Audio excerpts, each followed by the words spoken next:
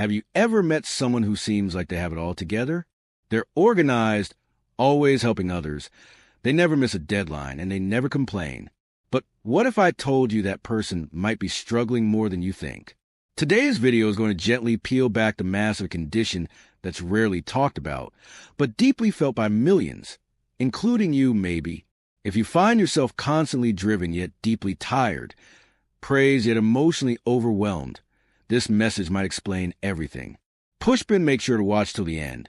It may help you better understand yourself or someone close to you. And if this resonates, don't forget to subscribe for more eye-opening insights here on Whispers of Psychology. Ladies and gentlemen, let's talk about something that hides in plain sight. High-functioning anxiety isn't something you'll find in a psychology textbook as a formal diagnosis, but for those who live with it, it's very real. It's not loud. It doesn't always cause panic attacks or public breakdowns. In fact, it often wears a very different mask, one of achievement, composure, and control. It's the kind of anxiety that gets things done, the kind that keeps your to-do list full and your mind even fuller.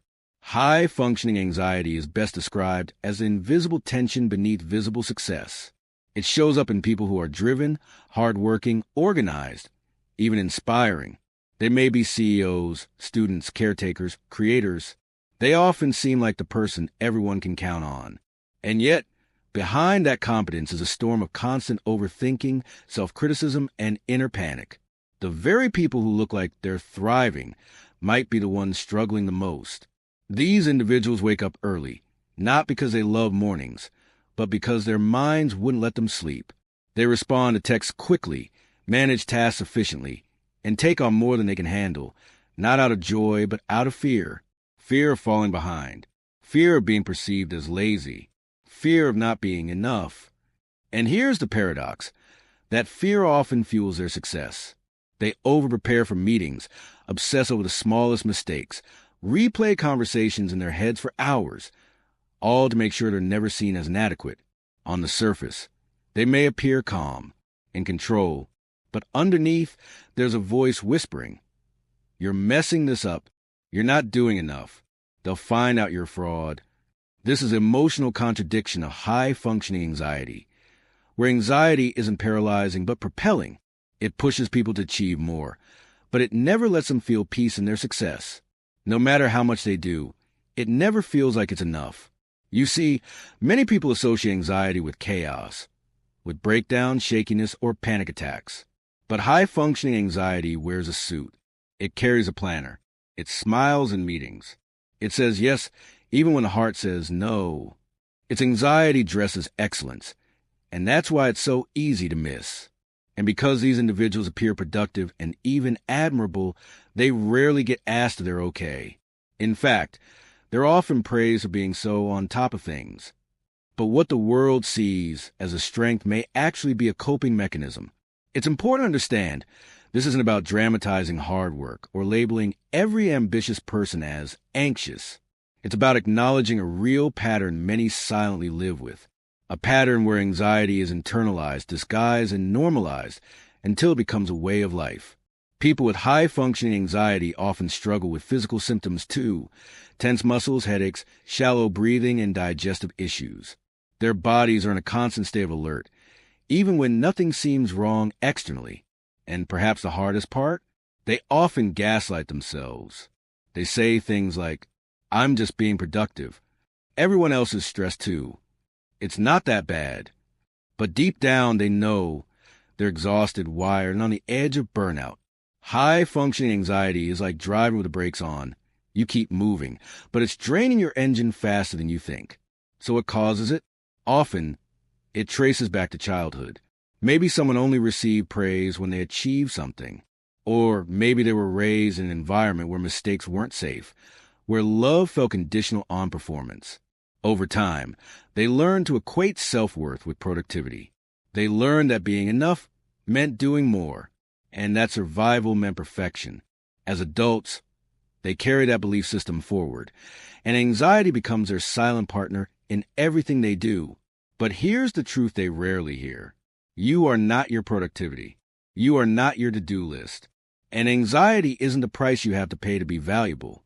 Bringing awareness to this hidden form of anxiety is the first step toward change. Once you name it, you can learn to manage it through therapy, mindfulness, boundaries, and self-compassion. You can still be driven, but from a place of peace, not pressure. You can still succeed without letting anxiety dictate your worth. So if this sounds familiar, know this: you're not alone. You're not weak. You've just been living with something no one ever taught you how to see. They say you're reliable. You're the one people call when they need help, guidance, or results. And you always deliver. But what they don't see is the cost behind your consistency. There's a constant tension in your chest, even on your best days.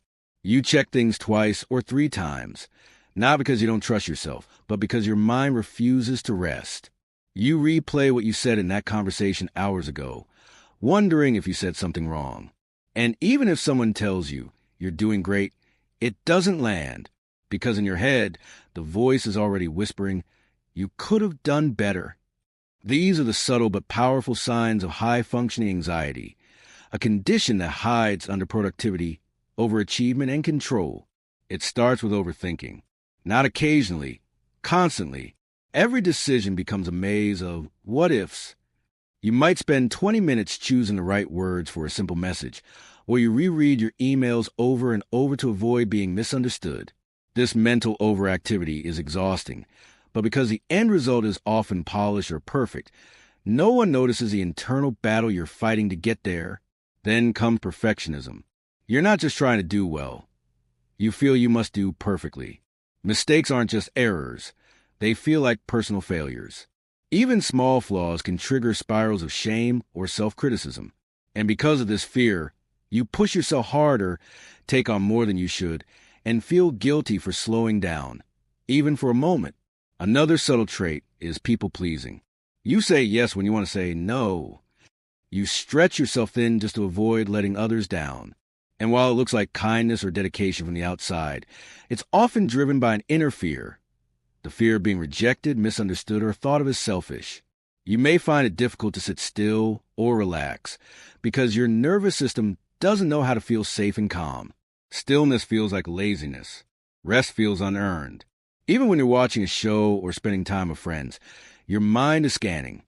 What's next? Did I forget something? Am I falling behind? Physically, your body carries the burden too. You might grind your teeth without realizing. You might clench your jaw, your shoulders always tight. Digestive issues, headaches, or trouble sleeping are all signs that your body is stuck in a state of alert, constantly bracing for something to go wrong, even when nothing is.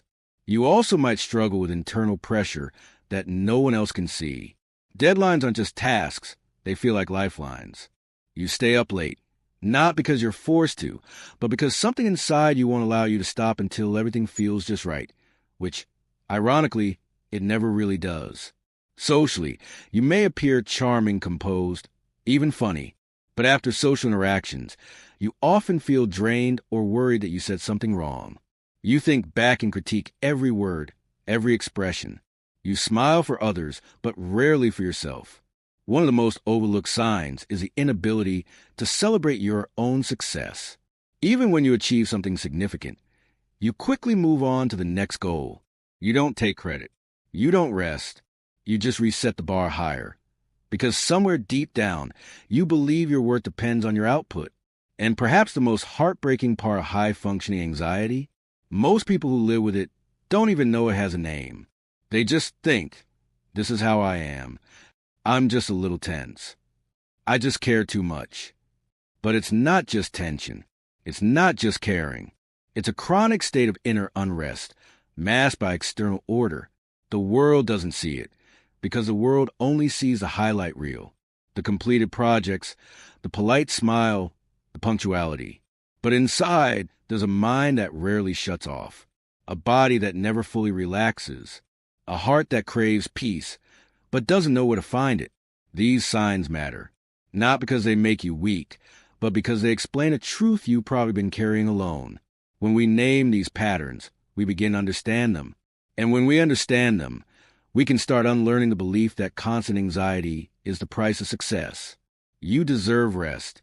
You deserve compassion, not just from others, but from yourself. And most importantly, you deserve to know you're not broken. You're just tired from being everything to everyone while never quite being enough for yourself. From the outside, it looks like everything is working. Your calendar is full. Your inbox is organized.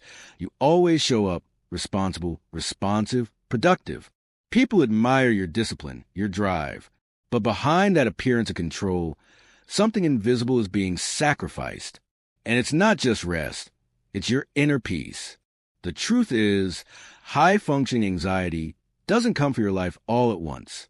It chips away in quiet ways. It doesn't scream. It whispers. It whispers in the form of sleepless nights, tense mornings, and that constant voice in your head that says, you could have done more. You keep moving, fast, because slowing down feels dangerous. Stillness makes the thoughts louder. You stay busy to avoid the silence. But it's in that silence where you might hear what you're really feeling. And that's what high-functioning anxiety steals first. Your ability to feel safe doing nothing. Over time, it begins to affect your body. You wake up tired, even after a full night's sleep. Your muscles ache from tension you didn't realize you were carrying. Your stomach reacts to stress before your mind even registers it. Headaches become a background noise to your routine. But the real cost isn't just physical. It's emotional. You struggle to feel joy, not because it's absent, but because your mind won't stay still long enough to receive it. Even in happy moments, your brain scans for what's next. You smile at celebrations, but inside, you're mentally preparing for the next challenge, the next deadline, the next expectation. It becomes hard to be present. You're there, but not fully. And with each missed moment of peace, anxiety takes something more valuable than time. It takes your sense of connection with yourself and others. It begins to shape how you see yourself. You become hypercritical. Even if others praise you, you focus on what went wrong. You set unrealistic standards for yourself and punish yourself emotionally when you don't meet them.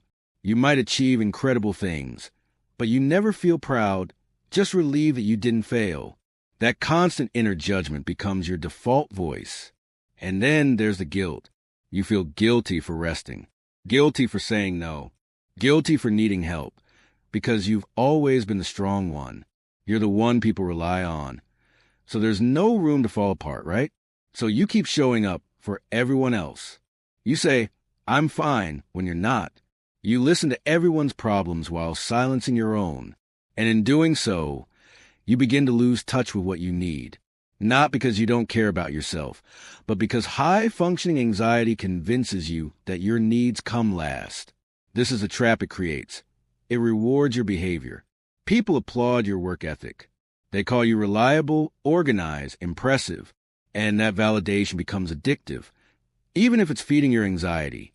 Because the moment you slow down or say no, you fear the praise will disappear. And without the praise, what's left? High-functioning anxiety doesn't just cost you your calm, it costs you your identity. You begin to define yourself by what you produce, not who you are. You believe that if you stop performing, you'll stop being valued. So you keep running on empty, hoping no one notices that you're burning out. And when the burnout comes, it doesn't look like a breakdown. It looks like disconnection. You stop enjoying the things you once loved. You feel numb. You withdraw socially, not out of anger, but because you're exhausted. You forget who you were before you became so busy trying to hold everything together. But perhaps the most heartbreaking cost is the silence.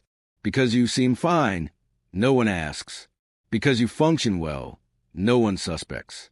And because you've learned to wear the mask so well, even you begin to question whether you're struggling at all. But you are. And that struggle deserves to be seen, not minimized, not dismissed. High-functioning anxiety is real. It doesn't make you weak. It doesn't mean you're broken. It means you've learned to survive in a way that looks like success, but feels like suffering. And once you become aware of the cost, you have the power to stop paying it. You can redefine success. You can learn to rest without guilt. You can set boundaries and still be worthy of love. You can start healing. Not by doing more, but by allowing yourself to be more without the anxiety driving every step. Because your value was never in how well you performed. It was always in who you are, beneath the pressure, beyond the checklist, and outside the image the world sees. You don't have to carry it all to prove your strength. Letting go, even just a little, might be the bravest thing you do. There's something especially isolating about struggling in silence. Not because you want to, but because no one even realizes you're struggling. That's the paradox of high-functioning anxiety. From the outside, nothing looks wrong. In fact, it often looks impressive. You're punctual, dependable, organized, efficient. You manage your responsibilities. You meet expectations, and you don't complain. You're the person people admire for always having it together. But that's exactly why no one sees it. High-functioning anxiety wears the mask of competence, so well that people stop looking beneath it. They don't see the late nights spent overthinking, the constant pressure to be perfect, the guilt for saying no, or the self-criticism that follows every tiny mistake. They just see results and assume everything's fine. The very behaviors that are signs of distress get mistaken for signs of strength. And because you're functioning, even excelling, people don't ask if you're okay. They assume you are. You smile, so you must be happy. You show up, so you must be stable. You succeed, so you must be fine. But they don't see the invisible energy it takes just to hold it all together. This misperception doesn't just come from others. It comes from within, too. You start to doubt your own experience. You tell yourself you're just overreacting, that you're being dramatic, that your stress isn't bad enough to be called anxiety. After all, you're still working, still functioning, still achieving. How could something be wrong? This internal gaslighting is what keeps so many people stuck, living with anxiety they never fully acknowledge, because it doesn't fit the picture of what anxiety is supposed to look like. We tend to associate anxiety with panic attacks, avoidance, or visibly distressed behavior. But high-functioning anxiety doesn't usually look like falling apart. It looks like overpreparing, overcommitting, overcompensating. It's not explosive, it's controlled and often praised. You might show signs like restlessness, insomnia, irritability, or racing thoughts. But because you continue to get things done, those signs are brushed off as just stress. And you begin to accept it too, that this constant state of tension is just part of who you are. What makes this even more complicated is that high-functioning anxiety often develops early in life and becomes part of your identity. Maybe you grew up in a household where achievement equaled approval, where being good meant being quiet, helpful, perfect. Over time, you learn to suppress your emotions and replace them with performance. You learn to stay busy so you wouldn't have to feel. And the world rewarded that, with praise, with attention, with success. So when you grow up and begin to feel the effects of anxiety, the fatigue, the pressure, the disconnection, you struggle to even name it because it feels normal. You've lived this way for so long that you can't imagine any other way to be. This normalization is dangerous, not because it leads to failure, but because it leads to a kind of emotional invisibility. You function well enough that your pain becomes invisible, not just to others, but to yourself. And even when anxiety begins to wear you down, when you start feeling burnout, detached, or emotionally numb, you still hesitate to ask for help. Why? Because you fear being misunderstood. Because you've always been the one others lean on. Because vulnerability feels like weakness in a life built on appearing strong. You might worry that if you let go of your control, everything will fall apart. Your work, your image, your relationships. So you keep pretending you're okay, even when you're not. And that's why high-functioning anxiety goes unnoticed. Because it blends in. Because it looks like discipline, responsibility, and ambition. But behind that exterior is someone holding their breath, waiting for permission to finally exhale. The silence around it keeps people stuck and lonely. You can be surrounded by people and still feel alone, simply because no one sees what's actually happening inside. You laugh at the right times, nod in conversations, complete your tasks. And yet, there's an emotional distance, a quiet sadness that lingers underneath. Breaking this silence starts with recognition. It means understanding that just because something looks fine doesn't mean it is. That productivity can coexist with pain. That smiling doesn't always mean happy. That coping isn't the same as healing. The truth is, many people are silently suffering under the weight of their own expectations, afraid to ask for help because their pain isn't dramatic, visible, or obvious. But that doesn't make it any less real. If you see yourself in this, it's not too late to name what you've been carrying. High-functioning anxiety doesn't need to be a life sentence. Awareness is the first act of healing. You deserve to be seen, not just for what you do, but for what you feel. Not just for how you perform, but for how you exist underneath the performance. Because functioning is not the same as thriving, and you deserve more than just to get by. We often think of strength as something loud, visible, something that never breaks. But the truth is, some of the strongest people are the ones silently carrying invisible weight. They keep moving, keep showing up, keep smiling, while inside, they're barely holding together. High-functioning anxiety doesn't always scream for help. It doesn't look like chaos. It looks like success, responsibility, control. But it feels like pressure, fear, and quiet exhaustion. If you've seen yourself in these words, if you relate to this experience more than you expected, know this. You are not weak. You are not dramatic. And you are certainly not alone. You've survived by coping. Now it's time to start healing. You don't need to be perfect to be worthy. You don't have to earn rest. You don't need to wear your strength as a mask anymore. The most powerful thing you can do isn't to keep pushing. It's to pause and listen to what your mind and body have been trying to tell you all along. You're allowed to slow down. You're allowed to ask for help. You're allowed to just be, without the constant pressure to perform. Because your value has never depended on how much you achieve. It's always existed quietly, beneath everything you thought you had to prove. So take a deep breath. Let go of what's not yours to carry anymore. And remember, functioning isn't the goal. Living fully, gently, and honestly